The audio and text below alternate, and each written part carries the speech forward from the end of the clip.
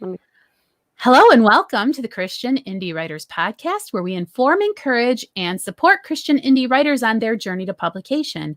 I'm Jamie Hirschberger. I write short fiction under the pen name J.R. Nichols. I'm Jennifer Carl Tong, and I write historical Christian romance.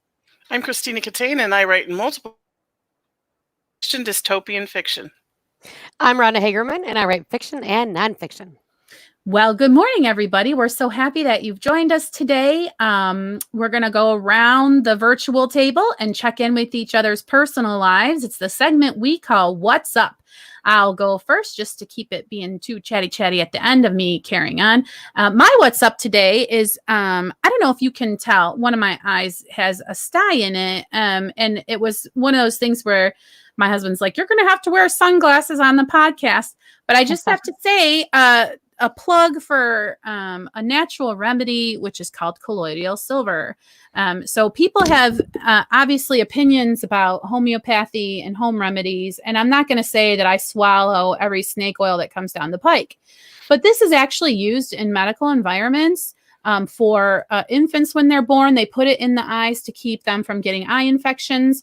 And it has been known clinically to work. And anecdotally, it will take care of any sty or eye issue you are having. One drop as many times a day as you remember, and it will clear it up. So I just want to plug colloidal silver for those of you who are not aware. And let me just back you up. I am a huge fan of colloidal silver.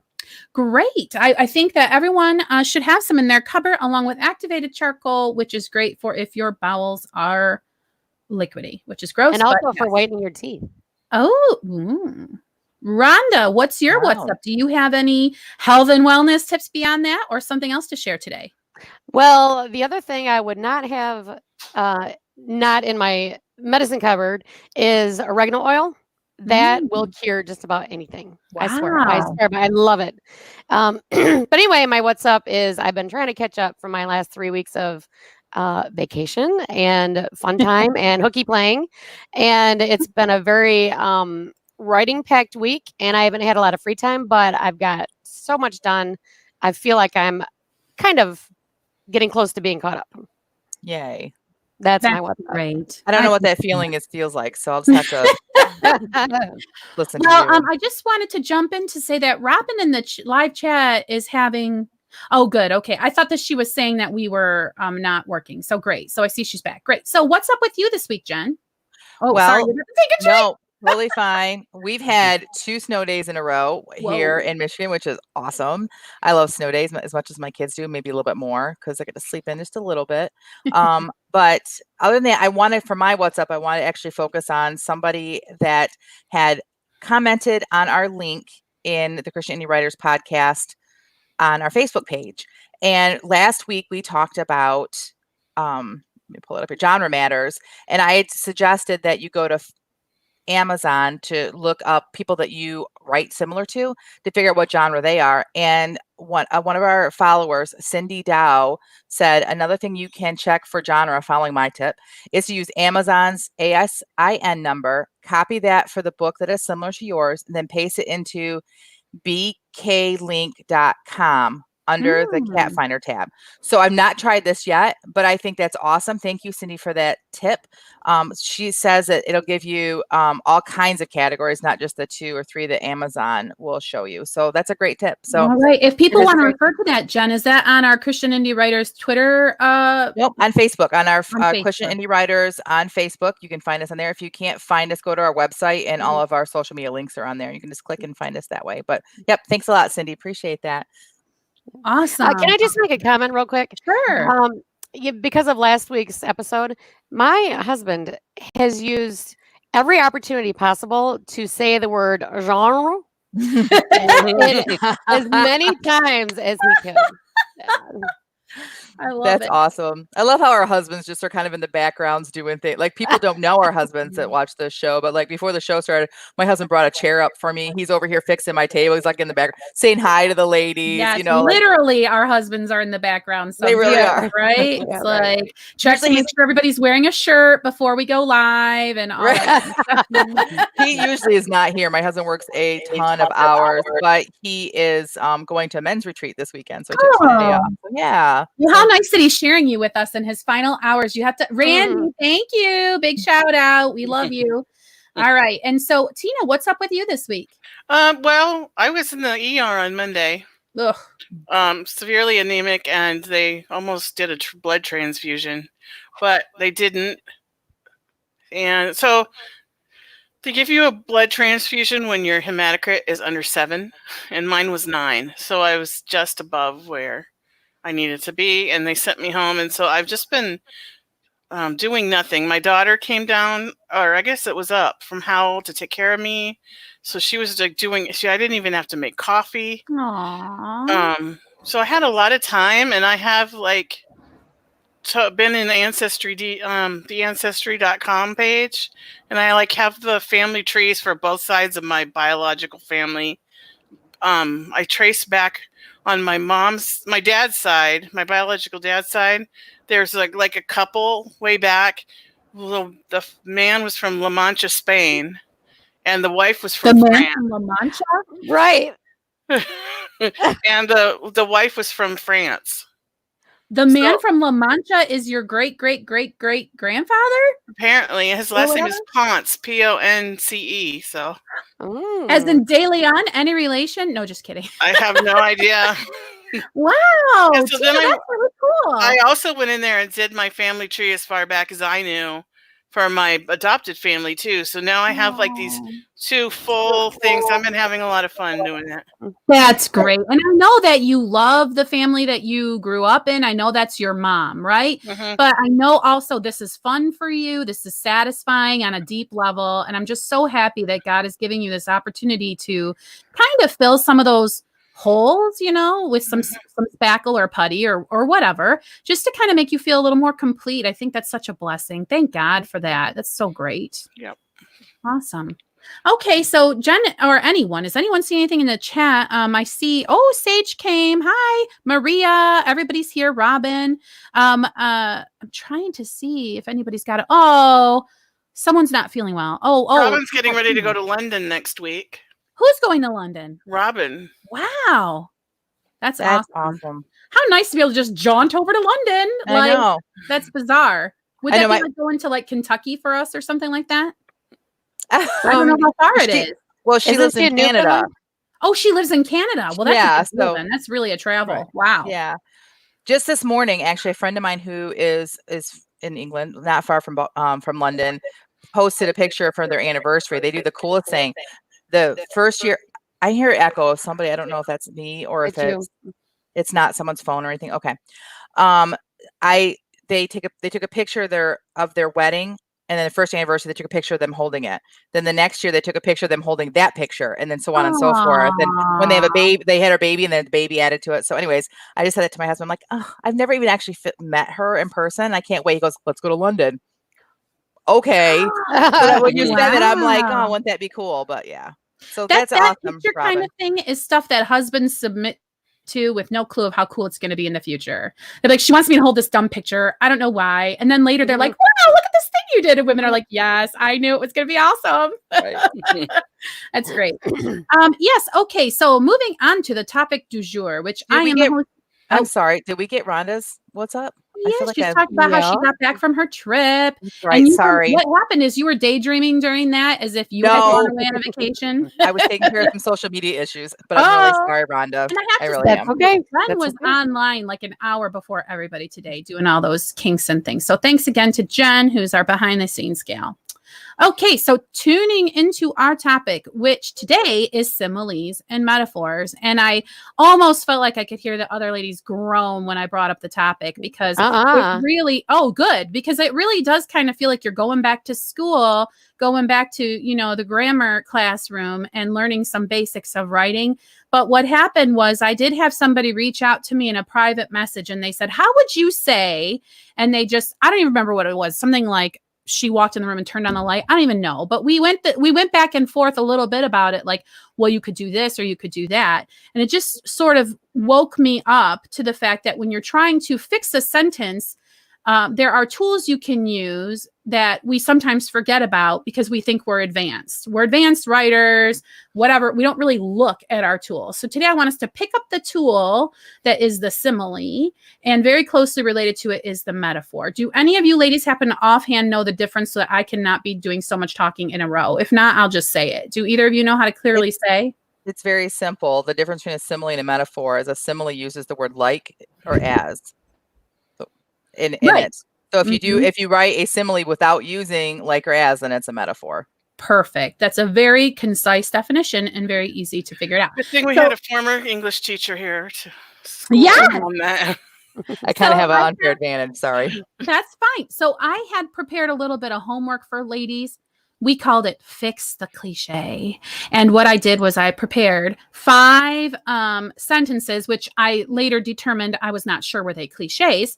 And I just said, here, take these sentences and change them into something better. Okay. The Paige example says that she hears that she got that clear as a bell. Great. Participation. That's wonderful. Oh man, it's starting already. Thumbs up for Sage. All right.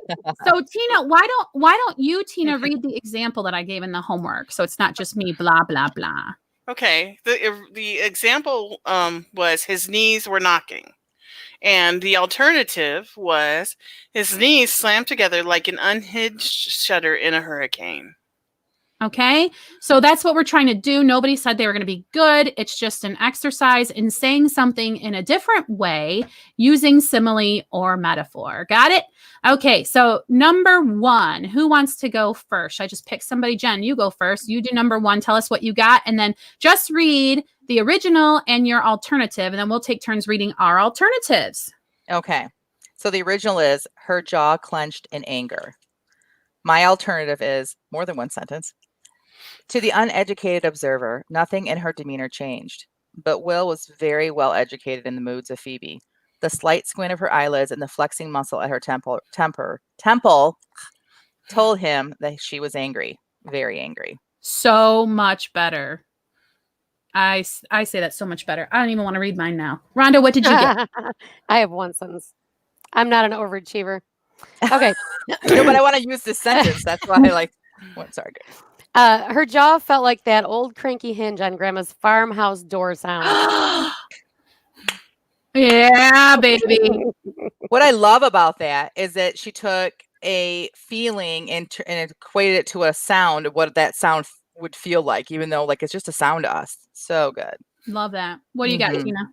Okay, I'd like to point out I was sick when I did this. Yeah, mine are bad. Listen, these are all rough drafts too. So no saying like, oh, this is terrible. Right. No, this is rough drafts because I didn't go back. I thought they all had to be similes. So that's what you're getting.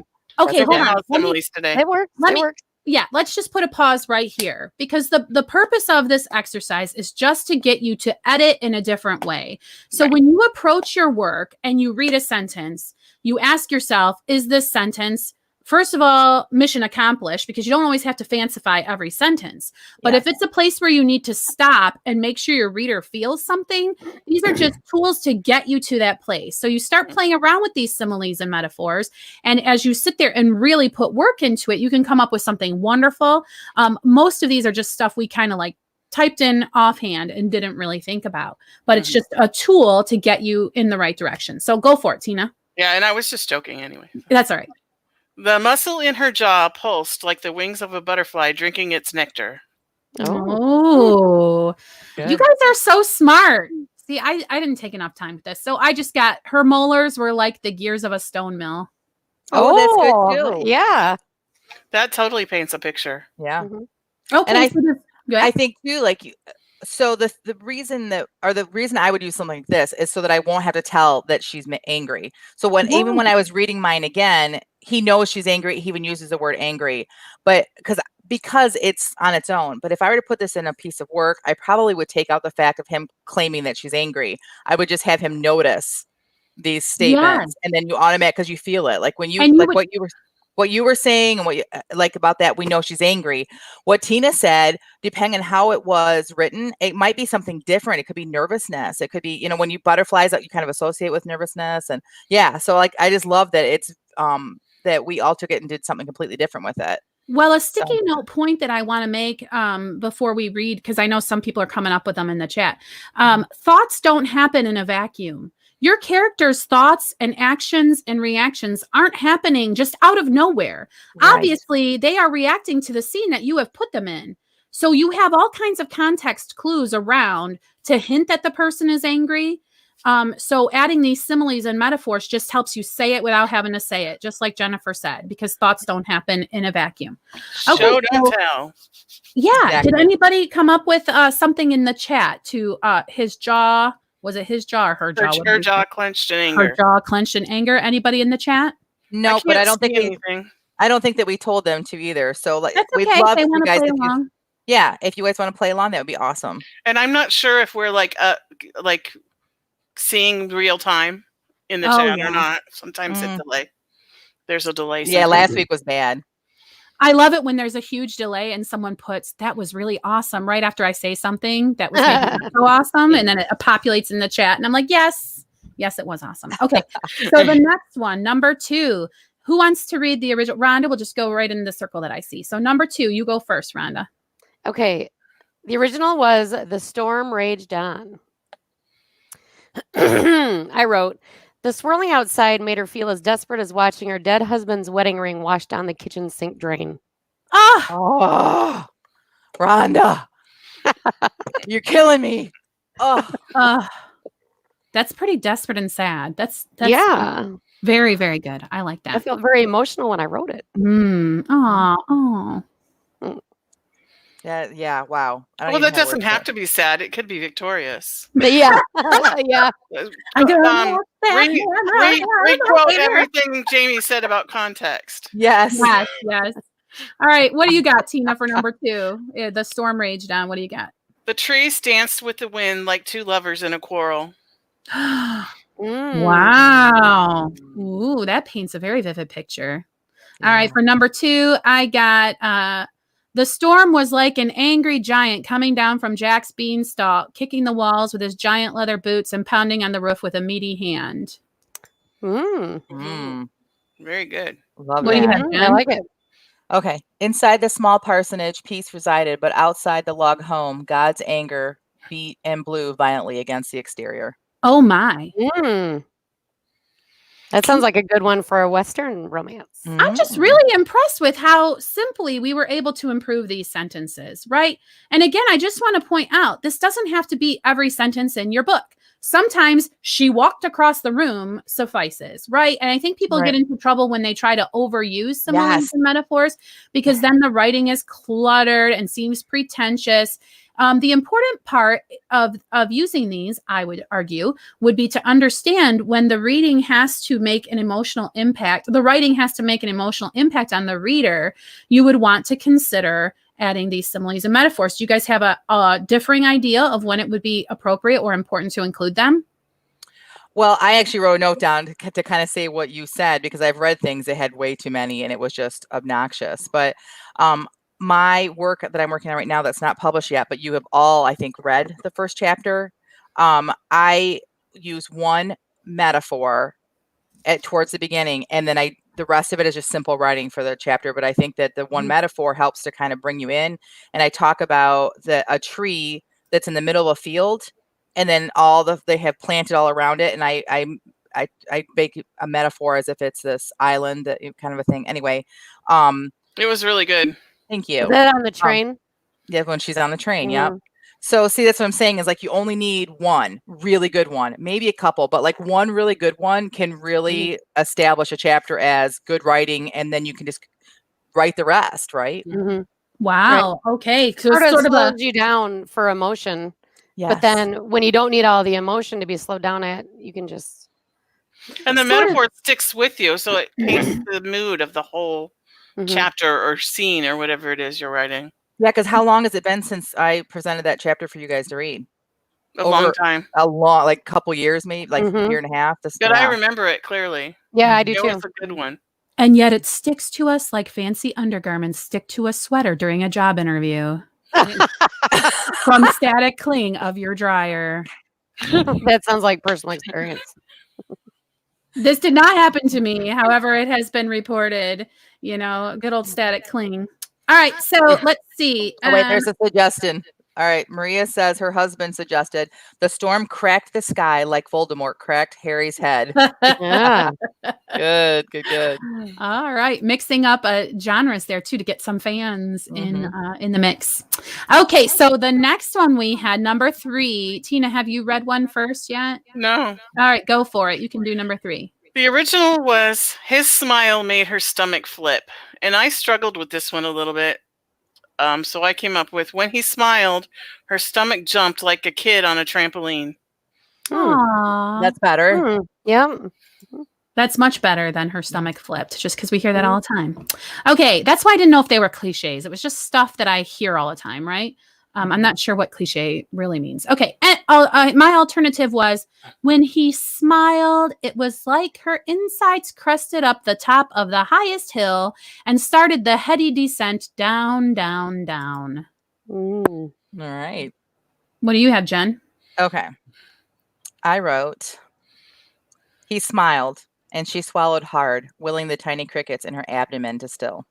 I would, if I were actually using this in a writing, I would choose whatever creature I would frame it somehow. Like she had noticed earlier, like in the chapter or in the story, like the crickets that were either annoying her or that she felt was judging her, something, so that when so that the crickets aren't like this all of a sudden this new thing. Like I love framing stories anyway. So right, because thoughts don't happen in a vacuum, and that's what makes your character feel real to the reader, is that they have thoughts that make sense based on what's going on in their life, little secret things that only the reader would know about. Will doesn't know she saw crickets in the meadow 5 minutes ago, but she does and the reader does. And that makes you feel as a reader like this is a real person, because you and her both know about the crickets. Right, exactly. And that's why she would think crickets in her stomach as opposed to anything else we could pull out of the sky. She's thinking crickets because they're on her mind. They're part of the story. So, yeah, exactly. What do you have, Rhonda? Actually, mine's similar to yours. The way he looked at her now made her feel like she was at the top of that roller coaster again, and she didn't know if she liked it or not. Ooh, I got goosebumps with that, because it's like you're reluctantly falling. Ooh, that's delicious right there. That's like from a romance novel. Okay, so we have one more, and I'll go first. Oh, no, two more. I'll go first with this one. The original was a shiver ran down her spine. If I had a nickel for every shiver that ran down spines of my characters, I'd be so wealthy. So I put, her spine was as taut as a harp string that his smile plucked with careless ease, the resulting reverberation echoing in her bones. Winner. Yeah, I don't even want to go now. Give it to Jamie. Yeah, I don't even want to go. I concede. Yeah. Yep. No, come on. What did you get? Because this is a big one. The shiver down the spine. Right. Okay. So that was really well done. It almost sounded like it'd be from a romance novel, right? What I'm about to read almost feels like it would be from a J.R. Nichols novel. Ready? Oh, no. An icy breeze of dread swept over her despite Al Roker's insistence that the heat wave would not be breaking for days. I love it. Because J.R. Nichols has such a way of like adding in like culture and current things that like just a way that just like makes you connect. So I actually thought of you when I wrote that. So when you read that, I was like, this is funny. Oh, my first influence over another writer. I'm sure it's not the first. Milestone. No, definitely not the first, I'll tell you. Thanks. That's sweet. I love it. And I loved your alternative. These like Sage Gordon said, the alternatives are so good. And that was why I wanted to do this exercise with you all. And I did give the girls a whole week or whatever to work on it, just because I didn't want them to be on the spot on the air. But frankly, I know that just a couple of minutes, you guys can all maybe work out these exercises for yourself, or look at your own writing and see if you can just inject some interest into the lines. If you can take these opportunities to connect with your characters, and like Sage says about the crickets, that's like an inside joke that you are developing with your readers. And those are just precious little nuggets that you can toss out to people who are reading your work. So great. We have one more. Jen, why don't you? No, Rhonda. Oh, Rhonda didn't share. That's right. Neither did Tina. Neither did Tina. Go for it, Rhonda. Even though I conceded. Yes, you're fine. Okay, Improvement. mine is inspired by someone's true life story. Not my true life story, but somebody's. It made her feel like she was back on the beach again with a herd of crabs racing over her back. Ooh, Ooh. A herd of Ooh. crabs. Wow. I love that. I don't like Yeah, crabs crawling all I over can me, but feel it. Like they have yes. those little pokey feet. Oh my gosh. Mhm. Tickety, Yeah, tickety, that's- tickety, tickety, and they make a crackly sound when they're walking. Yeah. Ugh. This poor person, whoever they are, we must hear this story off the air. Oh, Okay. I'll tell you. Yes. What do you have for us, Bambina? Even though you conceded. Icy fingers crawled up her spine like the frost on the window. Ooh, icy Ooh. fingers. Mm. Ooh. Very cool. What's worse than the Yes. crabs, maybe? So here's the thing. You said you thought that this the assignment was that we all had to do similes. Take the window part off. Icy fingers crawled up her spine. Mhm. Yes. Icy fingers traced her spine. Right there. Mhm. That's a metaphor without the so Mhm. both of them. The whole thing is good. So Yeah, but just let me tell you, when she read that, I literally felt it in my spine. So, Yeah, I There you felt go. the crab feet. And Yeah. also icy fingers, yes. let me just tell Sage that yes, from this person's experience, they do herd. They actually like swarm. I've seen them. Swarm might be. Yeah. Yep. Mm. Okay. I like herd though because it's not a word you would normally associate with crabs. So it really grabs your attention, makes you think Mm. herd of crabs. Like it makes Yeah. it feel like a huge thing. So Of course, Sage whenever sa- go ahead. no, you go ahead. Well, whenever it's a humorous situation, I like to use plethora. A Mm. plethora Oh. of crabs. Oh, Anyway, go ahead. It makes me want to look up what it's actually called when you have a whole bunch of crabs. Right. Like a whole bunch of bamboons is a congress, not to be political or anything. That is not surprising. yeah.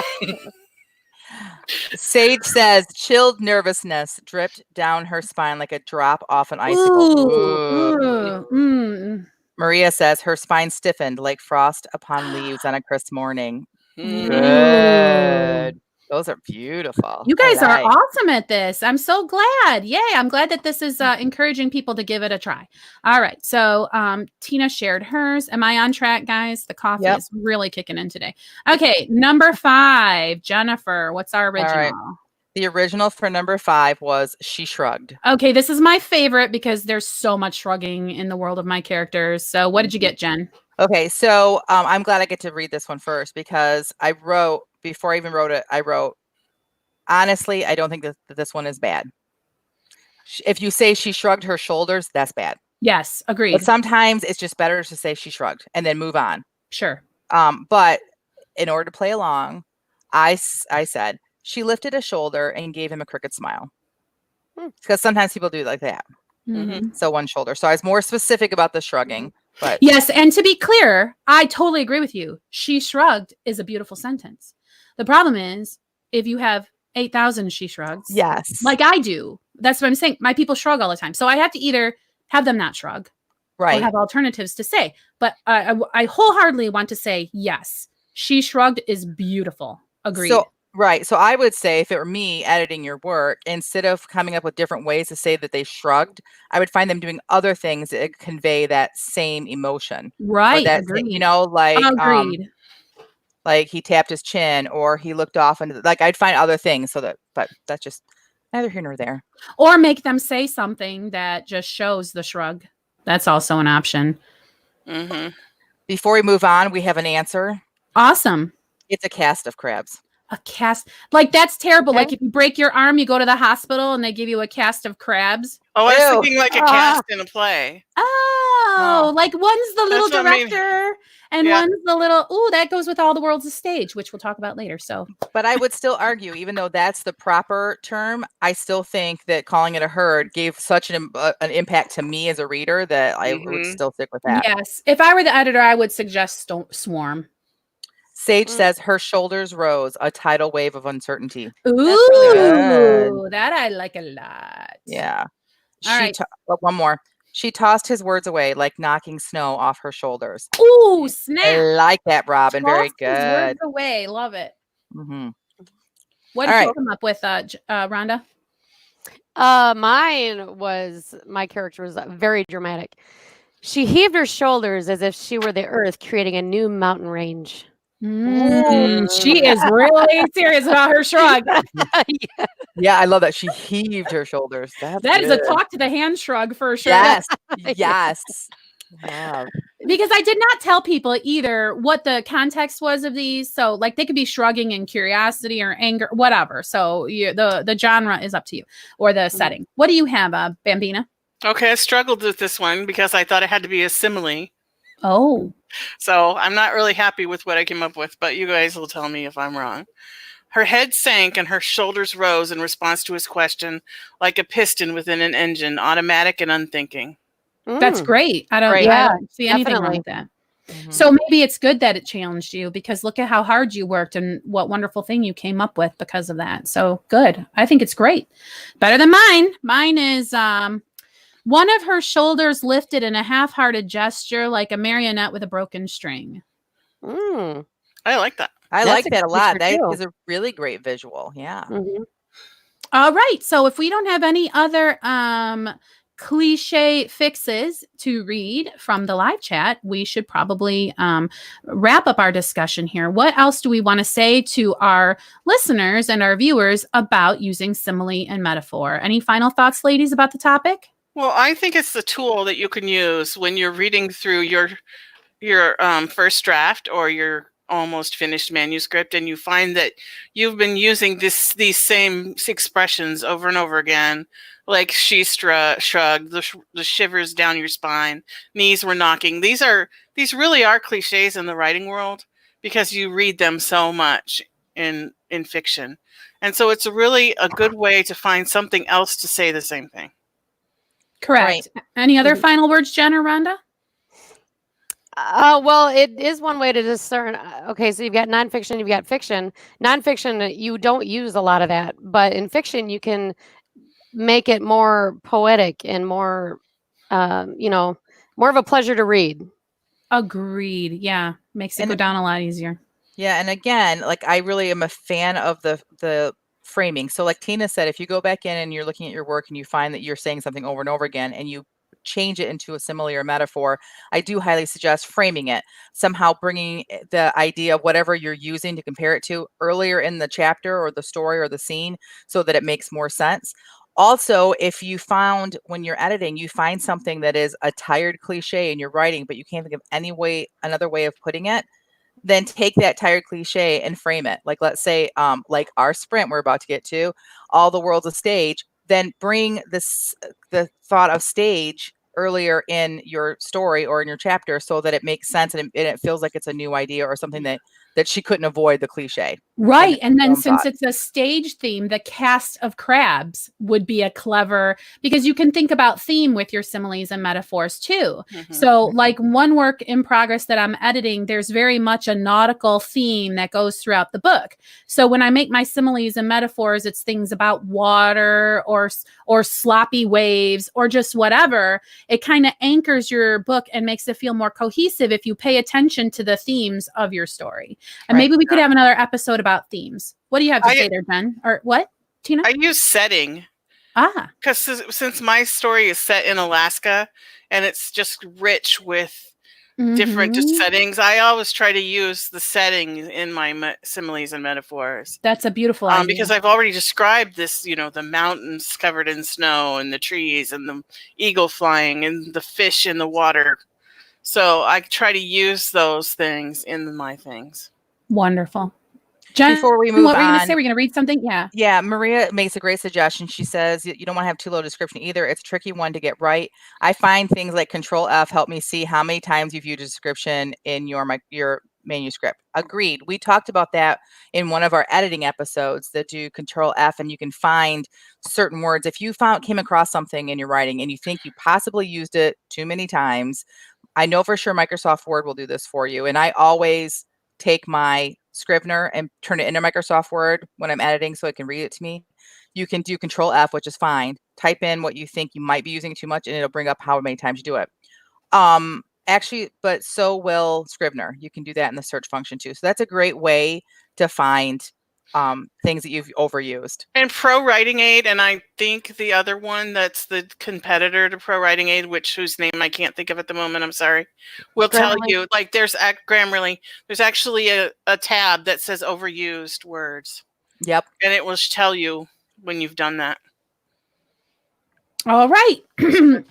So since we've all said our final thoughts and all that we have to say about similes and metaphors, let's move on. We are going to do the feeding of the facts. What is that? That's weird. Yes. Well, what happened is we would go around the table and give each other feedback about our stories. And before we moved on to the next person, we would say, is your back fed sufficiently? Because we didn't want to be like chopping off someone's times. So anyway, this is the feeding of the backs where we give only positive feedback on word sprints that we create in just 15 minutes. That's right. We set a timer for 15 minutes. And what was our challenge today, Jen? We had to write. Sorry, I got to pull up it says today's sprint, we had to use this famous metaphor in our sprint today. All the world's a stage. Okay. Can we just be inspired by? So do we have to use the metaphor? Can we just be inspired by it? You could. I didn't say that in the tweet, but yes, we could have just been inspired by it. And I'm sure the reason you're bringing that up is you probably didn't use it. I did not. But otherwise, you wouldn't have brought that up. Yes. And also, you guys, we really want to encourage you in the chat and also just people watching later or after, please set a timer and take this challenge yourself. Be inspired or actually use the phrase, all the world's a stage by the bard himself, and make your own little story in 15 minutes and then tag us because we like to read them and we like to reshare. So do that, please. And Jen, what did you come up with today? All right. Here is what I came up with today. I'm feeling sick this Sunday. Renee looked at her friend. I don't think that's one of those things you can schedule. You can if you've been asked to speak about your mission trip in front of the entire congregation. Renee laughed. It won't be that bad. Easy for you to say, Lauren nearly whined. It's easy for you to get on stage and speak. I'm not like that. I need your help. Tell me, how do you prepare before getting up in front of the church? I don't. Lauren's eyes widened. Please tell me you're teasing. Please tell me there is some sort of secret that I don't know yet, something I can do to make all this anxiety go away. Sorry. So you don't get anxious about speaking in front of people? Of course I do. But instead of it crippling me, it kind of energizes me, amps me up. I can't explain it. It just works. Lauren slumped in her chair. I'm definitely going to be sick on Sunday. Listen, Renee began. You speak in front of people all the time and do it fabulously. When? Just this morning, you ordered your mocha latte in front of a Starbucks full of strangers. Lauren rolled her eyes. That's not the same as getting on a stage. All the world's a stage, Renee answered, taking a sip of her Americano. Nice. I always hated Shakespeare. Listen, Lauren, you should be proud of what God accomplished through you at the orphanage. I am. That doesn't help me in front of people. Were you afraid to go to Africa? Yes, of course. Then why did you go? Because God called me to. And he went with you, right? That's the only way it was successful. If you trusted God to take you halfway around the world and not abandon you, what makes you think he will leave you to hang out to dry on a church stage? Wow. Lauren sighed. I know you're right, but I still want to be sick on Sunday. Renee patted her knee. I'll hide a bowl for you to puke in behind the pulpit. Oh, that is so good. You need to polish that and send it to Christianity Today. They would publish that. I don't think I can. Why? Because it's actually kind of rooted in truth. It's creative fiction then. Send it somewhere else. I'll have to change the name. My friend Lauren. I thought it was about Tina. No. What? About Tina. I always carry a bowl with me. I know. When Tina had to go and do that speaking engagement that she just got to do where she went up in front of whoever and she did all that speaking. Oh, I didn't know that. I must have missed that conversation. No, I was fine until the night before when I saw that they had set the table for 100 people. Oh. I thought it was going to be like a small, intimate group. Sorry, go ahead. My friend Lauren went on a mission trip, not to Uganda or nothing about an orphanage, but she was saying to me the whole mission trip people, everyone had to go up front, and she is like she didn't have to say anything. She had to go up front, and she's like, I think I'm gonna be sick on Sunday. Aww. So we had a conversation. It did not play out this way. I wish I had been so insightful at that point, but and the funny thing is her child ended up being sick that Sunday and she didn't go. And I'm like, are you sure she's sick? I said, I swear. Wow. So and all she had to do was stand there. All she had to do was stand there. Poor baby. That's some massive stage fright. That poor girl. Yeah. But see, you know what? Different personalities, right? Yeah. So we've talked about that even within our our small group right here, like Mhm. if we were all thrown up on a stage, thrown out there, Jamie and I would be the first ones to be like, we got this. And you two would Mhm. stand behind us. Not that you guys don't have the ability. It's just not like your favorite thing to do. You're not You know, bent that way. you're not bent I that don't way. I So Yes, don't think if I I have can the push ability. somebody else forward to do it instead, I definitely will. But It's I've done it myself before, so it's not that I couldn't do it. Yeah. What's really funny is the hangy backy people are always being pushed forward by people like Jennifer and I because I we know know. how wonderful you are and we just want to like the whole world to know how wonderful you are. So we're just like, just get out there and say blah blah blah because we Go make a know fool out of everybody will yourself. love you. Yes, everybody will love you. So it's just God funny how. has really grown me by giving me shy children. I've never been shy a minute in my life. And there is something in me that amps up when I have to get in front of people. And I don't know how to explain it, but it just like all of a sudden, like I get this like boost Charge. and I can Mhm. just do it, you know? Yeah. And I'm better at that than like if I had to like memorize a script and act it out. I'm terrible at that. Hate it. I do not want to do that kind of thing. But giving me shy children, at first I thought like that I had to like, Fix I them. didn't think of it this way. Yeah, my friend pointed that out to me. She goes, "Don't try to fix them." I'm like, "I'm not trying to fix them." She's like, "You keep trying to make them you, and they're not you." And I was like, "Ooh." So it's I a know. My poor different daughter. personality. Yeah, my poor daughter was talking to me about how she used to be quiet. Like that's such a bad thing. I'm like, "Oh, honey, you can be quiet. Quiet is a good thing to be." And so we had like this whole heart to heart, but I feel so bad because I think she sees the extroverts in her family as having some sort of an accomplishment. Whatever. That's another topic for another day, but I totally hear your heart, Jen, your mama's heart. What do you have for us, Rhonda? All right. I have no idea where this came from, but it's my 250 words for today. Okay, you got it. All the world's a stage. That's what she always told me, but now she's gone. I know the words were meant to be an encouragement, to break me out of my shy ways, and to push me into showing the world my craft, the thing I'm so passionate about, the part of me I don't want the world to judge me for. She wanted such wonderful things for me, but I was too afraid. Now I realize what I should have been afraid of, living the rest of my life without her. The worst part of it all is that now I understand that it was all my fault. The choices I made are what created the life I'm now forced to live. All the world's a stage, and now the thing I wanted to keep most hidden is in the open for all to see. I see a young woman looking at the painting in the window. Please don't come in, I silently beg. Today is not a day I can pretend to appreciate the platitudes of strangers who don't understand my art. Unfortunately, she's now pushing the door open and walking to another painting similar to the first.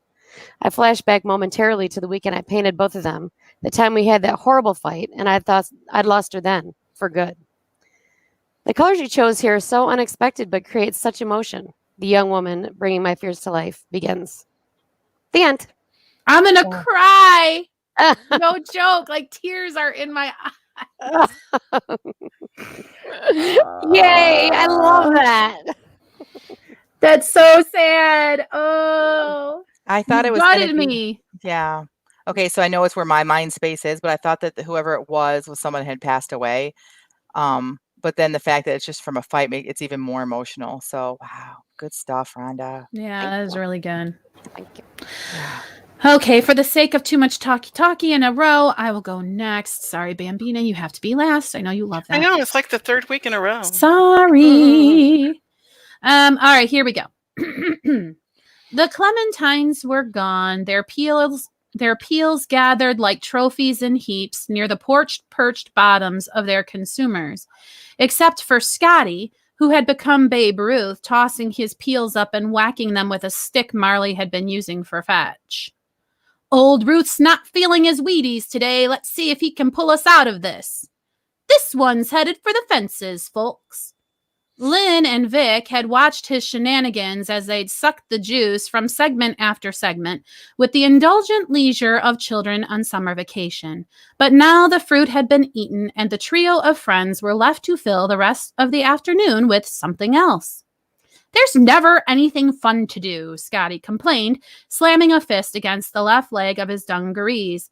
Lynn, who had been very careful while eating her snack, tried hard not to think about the uncomfortable sensation Scotty would endure when he next opened that fist, the skin brushed with watered-down superglue that was orange juice, sticking together. The three friends sat in agreeable glum over this sentiment, the sun beating down on them like a blanket fresh from the dryer. I have an idea, Lynn said, her finger taking a eureka stab at the air. Let's put on a show. You mean like a play? Lynn tilted her head a bit in her customary way. I'm sorry, it's supposed to be whatever, which was so much like the RCA dog, Victor, that she had been blessed with the moniker Vic at a very young age. Lynn realized now she had no idea what Vic's given name was. Yes, like a play, Lynn said, making a mental note to ask Vic about her name sometime soon. We can have scenery and costumes and everything. We can ask our parents to come and see. Oh, I ain't putting on no sissy costumes. Scotty swiped away the idea with one of his sticky hands. The end. Wow. Did you make an effort to use a lot of simile and metaphor? Yes, I did. Because some of those are so great. Just like the eureka stab into the air. You didn't have to even say anything more. I knew exactly what was going on. The RCA dog, not a single other description about the dog. Perfect. I loved it. It was I so appreciate that. Yeah, and I was hoping to put a little bit of time in there too, because I mentioned Dungarees and RCA Victor dog. So I was trying to set setting without setting it. Yep. Right. That makes sense. And Babe Ruth and all that. So yeah, do you remember what I said earlier about not using too many metaphors? Or I know. I feel like I did.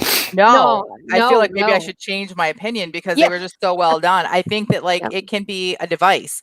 I feel like you used it as a device and you used it well. Like I started writing down at one point, I realized how many you were using. So I started trying to write them down and I could not keep up with you. And they were all good. Like the Babe Ruth metaphor was more than one sentence. It was like a whole section and I loved it. Like I totally could see it. Like you could have just said, he threw his peels like a baseball. But instead, you did the whole Babe Ruth thing and it was so much better than that. The watered down super glue, which is orange juice, perfect. Loved it. The blanket fresh from the dryer, everything. I just loved it. So maybe there are times that you can really use a lot of them. Yeah. I've been schooled. I appreciate that. I mean, I feel like these writing sprints can be a time to just blurt out words, or like I really went kind of slow and wasn't just, you know what I mean, just for the sake of playing around with similes and metaphors. So I appreciate that it came out at the end. I thank you for your feedback. Yeah, it could be time to experiment, right? Yeah. So I really appreciate the positive feedback, even though it kind of got a little jumbly there. What do you have for us, Bambina? Oh, maybe she can't hear me.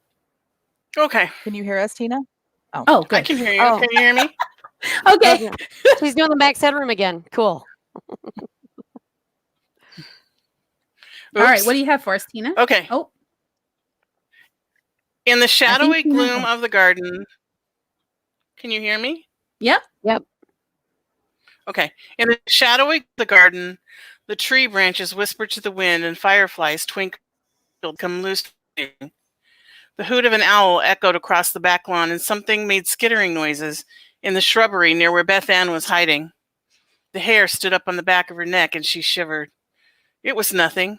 Just a tiny mouse who meant her no harm, she told herself. Still, she pulled her pea coat closer around her as a kind of shield against anything that may decide to creep up her back. The ground was slightly damp beneath her bottom. Not that it had rained recently, but Mr. Bigby the gardener was ever so faithful about watering every little shrub, tree, and flower in the gardens. He was very diligent to earn his pay, after all. Here they come. Beth Ann did her best to make herself very small. There may be dark shadows, and she may be safely behind the shrubs, but one couldn't be too careful. A firefly lit up its behind 2 inches from her nose as if to drive home her point. Beth Ann shooed it away. Pamela and Curtis were just in front of her now, as she knew they would be. It's a garden every night. A white stone bench by the bird bath. Curtis pulled Pamela close, his hands at the small of her back. She lifted her face to his, the nostrils of her little button nose appearing strange from this angle. Suddenly, a tickle began in Beth Ann's nose, and before she could stop it, a sneeze escaped. She clamped her hands over her mouth. Panic filled her.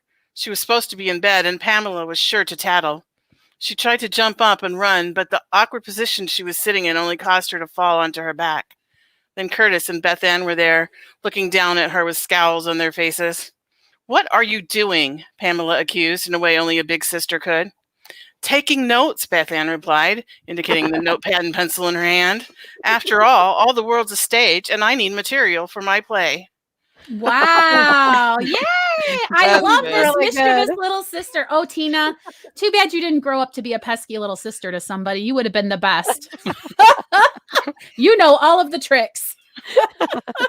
Oh, I'm gonna follow them to their little bench. Like, that's so funny. That's the mind of a little sister right there. That's great. I love it. Me Thanks. too.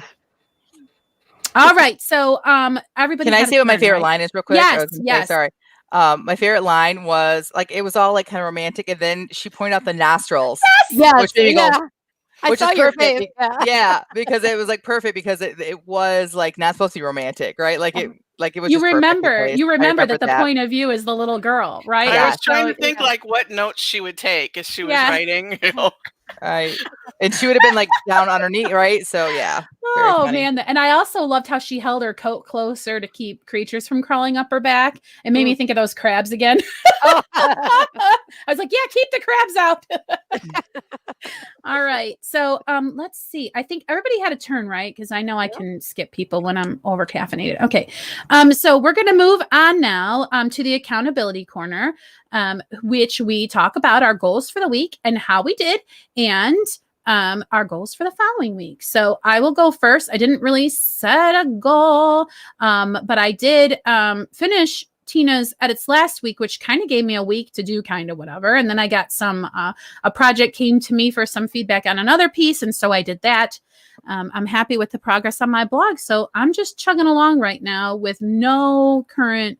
Oh, I will say that I have started editing again, my book 3, my Sylvia story, and it's going really well. And I've really gotten to a place where I just want to publish it already. And I've realized that I'm being really entirely hypercritical. So I'm going to get it polished up and quote unquote good enough, send it for edits, and then I'll take another run at it. And then it will be, the problem is I keep stopping. And when I come back to it, I'm a different writer than I was when I put it away.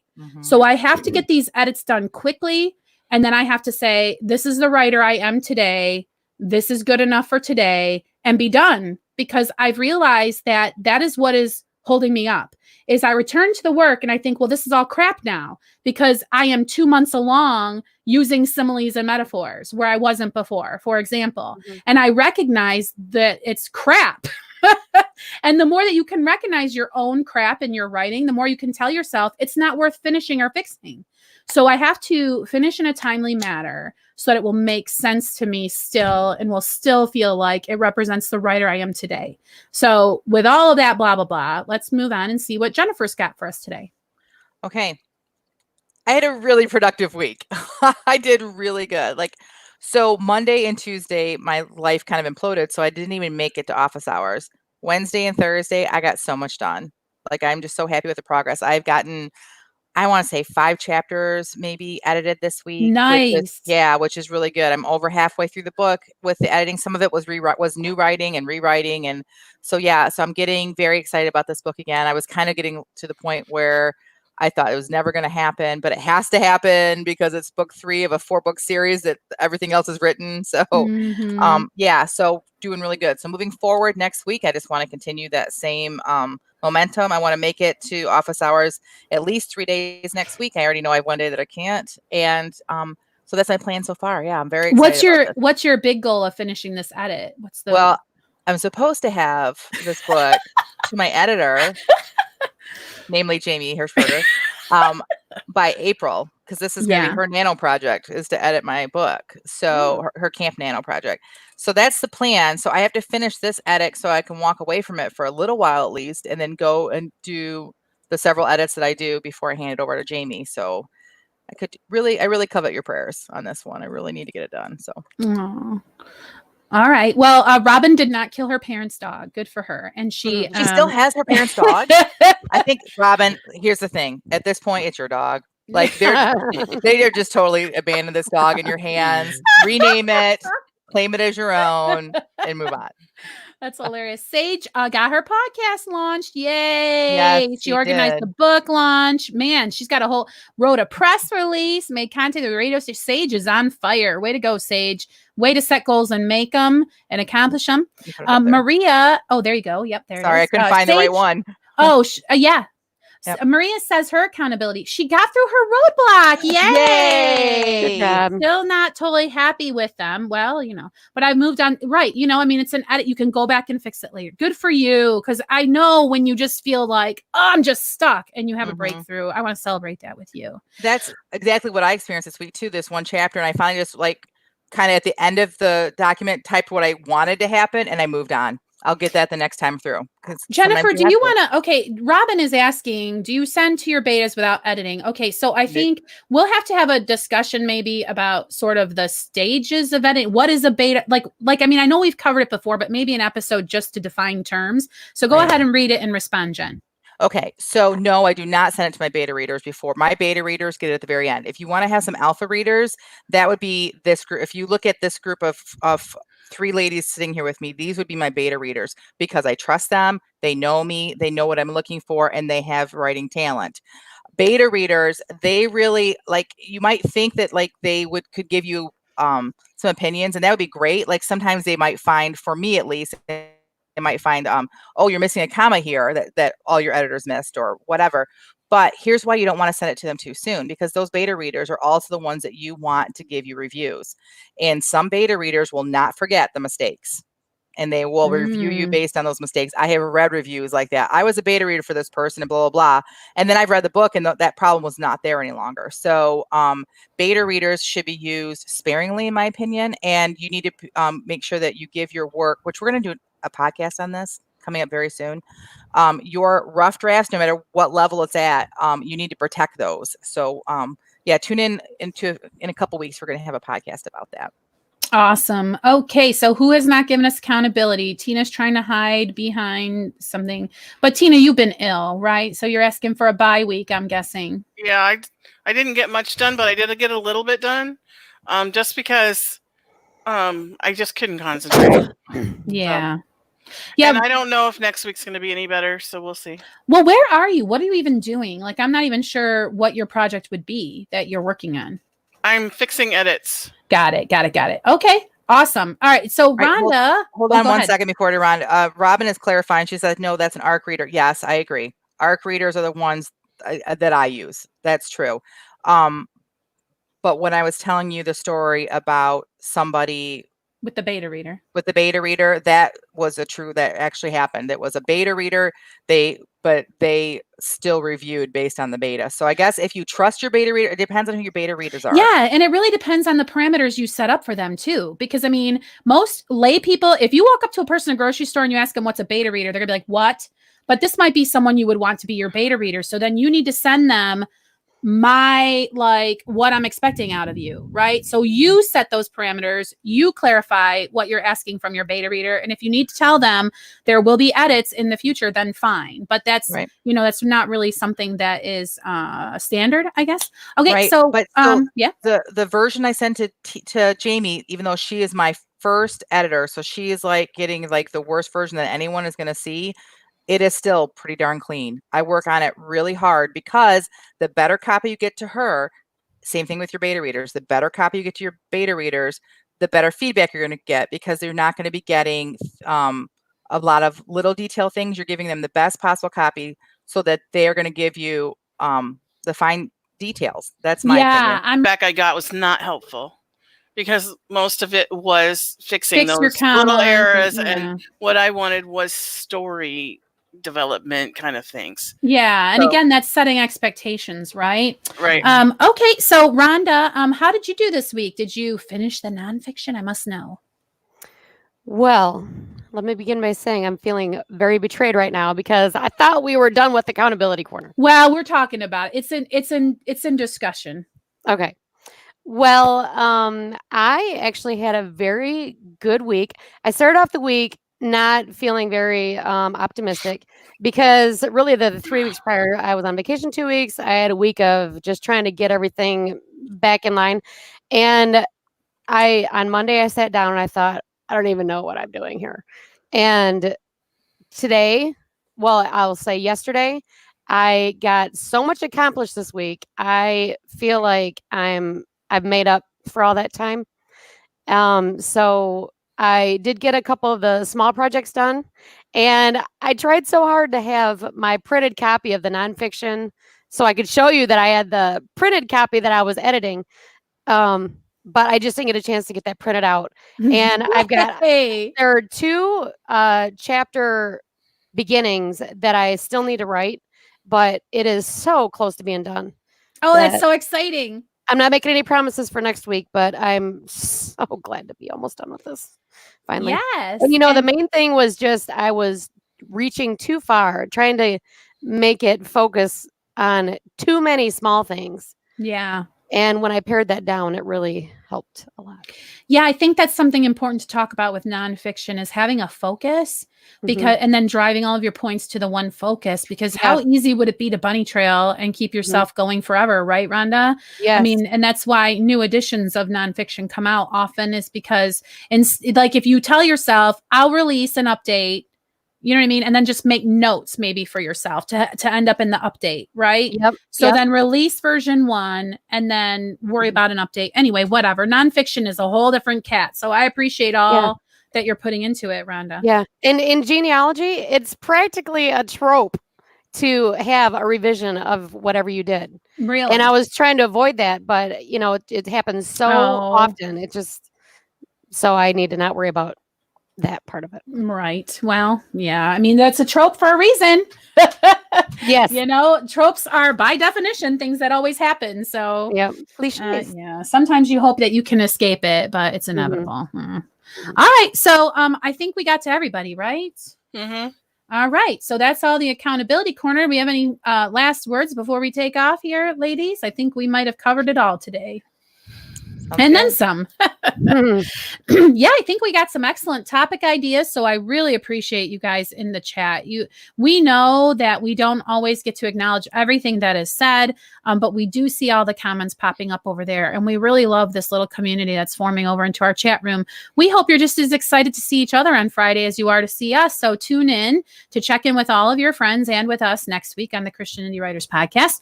So until then, may your pen be prolific, may your deadlines be met, and may all of your words honor Christ. Bye for now. Bye, everyone. Bye.